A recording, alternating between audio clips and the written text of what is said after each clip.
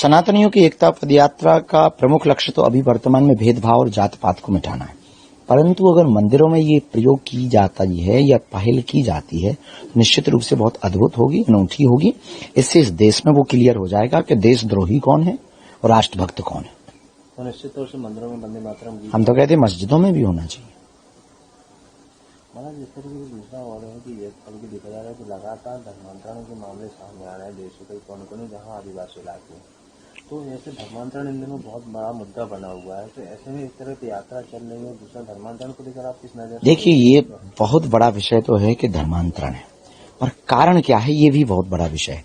कारण ये है कि हम लोग उन तक नहीं पहुंच पाते, वो शहर आ नहीं पाते, इसलिए डिस्टेंस जो है ना, उस खाली रिक्त स्थान को भरना, धर्मांतरण को रोकना है।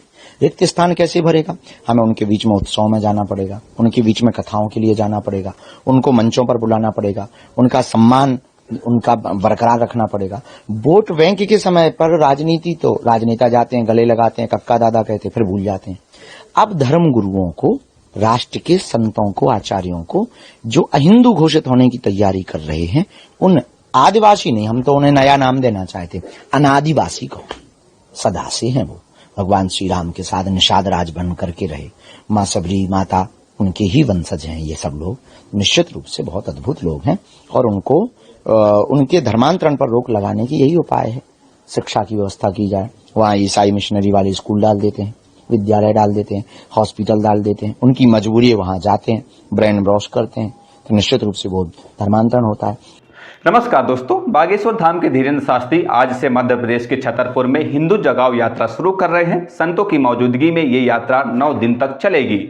इस पदयात्रा का मकसद हिंदुओं में जाति भेदभाव, छुआछूत को मिटाना है और हिंदुओं को एकजुट करना है। बाबा बागेश्वर की इस पदयात्रा के लिए छतरपुर में बागेश्वर धाम में बड़ी भीड़ मौजूद है। भारत को हिंदू राष्ट्र बनाने की बातें करने वाले, हिंदुओं को एकजुट करने का आह्वान करने वाले और अपने हिंदूवादी बयानों की वजह से चर्चा में रहने वाले बागेश्वर बाबा अब हिंदू एकता के संकल्प के साथ पदयात्रा कर रहे हैं। आज से इस पदयात्रा की शुरुआत हुई है। धीरेन्द्र शास्त्री की ये यात्रा हनुमान चालीसा के सामूहिक पाठ से शुरू होकर 29 तारीख तक ओरछा धाम तक जानी है। बाबा बागेश्वर पदयात्रा के जरिए हिंदुओं को जोड़ने की बात कर रहे हैं। इस पदयात्रा से पहले बागेश्वर धाम में हजारों श्रद्धालु जमा हुए। धीरेन्द्र शास्त्री पहले भी कई मौकों पर हिंदुओं पर खतरे की बात कह चुके हैं और कल जब यात्रा से पहले उन्होंने लोगों को संबोधित किया तब भी इसी बात को फिर से दोहराया है।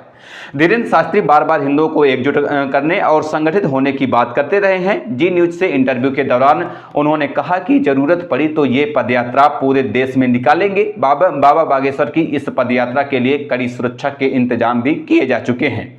बाबा पंडित धीरेन्द्र कृष्ण शास्त्री हिंदू जगाओ यात्रा के दौरान हर दिन करीब 20 किलोमीटर की पैदल यात्रा के साथ ये यात्रा करेंगे। धीरेन्द्र शास्त्री की अगुवाई में निकलने वाली ये पदयात्रा 160 किलोमीटर की दूरी तय करेगी। इस दौरान बाबा बागेश्वर धाम पंडित धीरेन्द्र कृष्ण शास्त्री कई स्थानों पर रुककर भव्य भजन संध्या जैसे कार्यक्रमों में हिस्सा लेंगे।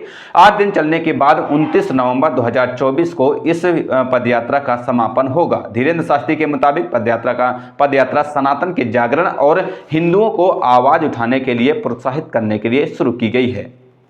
बहरहाल इस खबर को लेकर आपकी क्या राय है, हमें कमेंट करके जरूर बताइएगा। मिलते हैं किसी नई खबर के साथ, तब तक के लिए बहुत बहुत धन्यवाद, शुक्रिया।